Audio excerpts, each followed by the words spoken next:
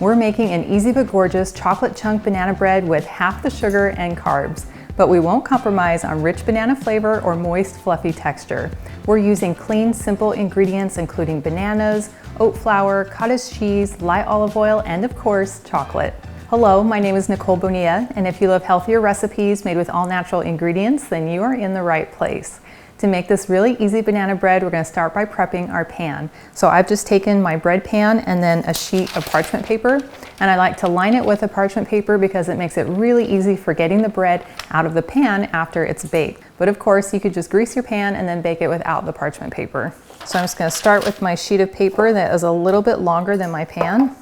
I'll fold up one edge to make sure it's square. Place my pan on top. Slide it down so it's just inside the pan bottom. Score the other side, fold down on my score line. Flip it upside down in my pan, press it in, score the bottom corners, fold it up and over, fold up and over the other side, fold, and then I'll lightly spray the inside edges with some nonstick. And then we can set this aside. To make this banana bread naturally sweet, we want to use some very ripe bananas. And those are bananas that have the big brown spots on the outside.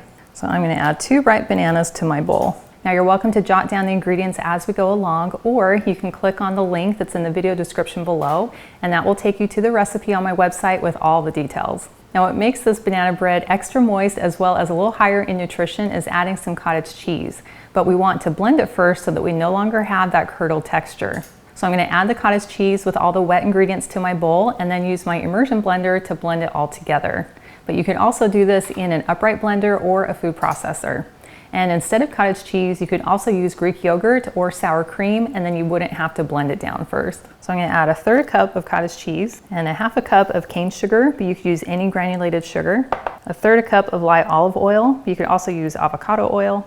And then we'll add 2 teaspoons of vanilla and 2 teaspoons of apple cider vinegar, and this just helps the bread bake up a little bit lighter, plus adds a little bit of flavor. And then I'll just insert my immersion blender and blend it until all that cottage cheese is nice and smooth.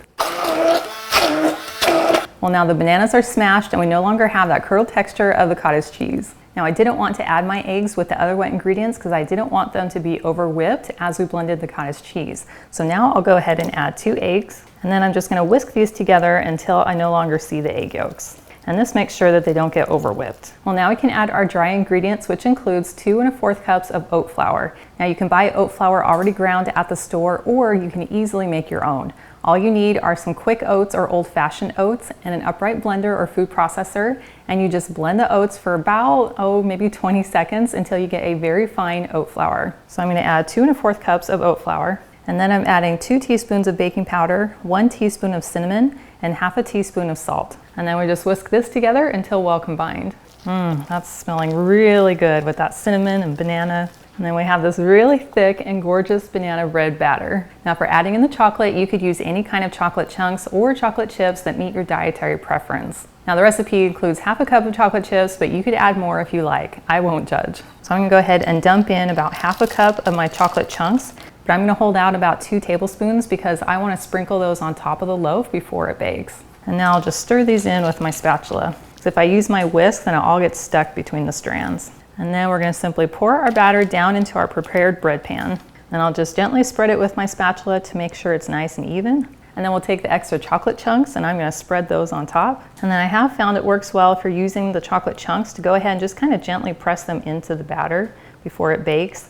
And that will help them so they aren't quite sitting on top of the loaf. Well, this looks gorgeous and it's ready to go into a 350-degree oven for about 45 to 50 minutes, or until a toothpick comes out clean and the top is just a light golden brown. Well, here's our beautiful banana bread after it baked, and I allowed it to cool completely on my counter. And then we can simply lift it right out of the pan using our parchment paper. Now because this bread has these big chocolate chunks, you will want to let it cool completely before you start to slice it. Otherwise the inside of the bread is going to be a little bit soft with all of that melted chocolate. And I like to cut a really thin slice off the end of the loaf just for that first piece. And then you can decide how thick you want your slices to be. Oh my goodness. Look how gorgeous. Okay, I need 2 slices. You can see how we have the big chunks of chocolate inside. We just have this really soft and moist crumb. Now this bread tastes delicious cold or at room temperature, but I like to have it just slightly warm. So I like to put a piece onto my plate and then put it in the microwave for about 15 seconds.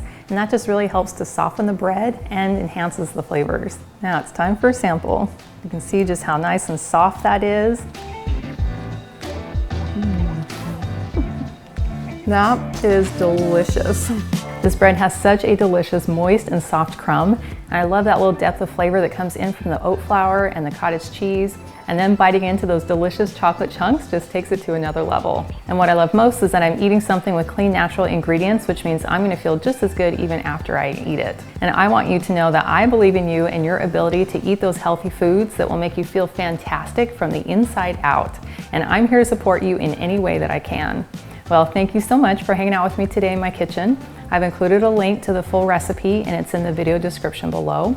It takes you to my website, gentletummy.com. And I also invite you to like and subscribe to my channel. And if you know someone else who you think would love this recipe, please share this video with them. And I cannot wait to have you hang out with me again in my kitchen.